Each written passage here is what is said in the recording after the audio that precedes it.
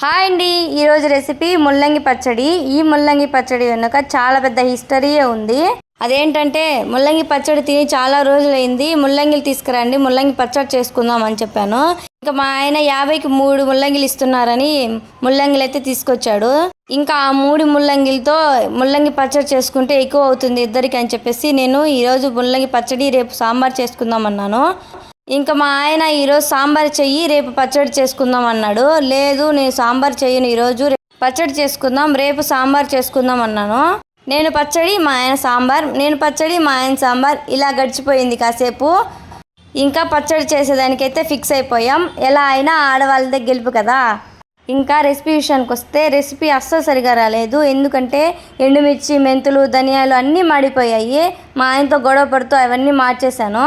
ఏంటక్కో అవి నీ వల్ల మాడిపోయాయి, మీ ఆయన ఏం చేశారంటారా?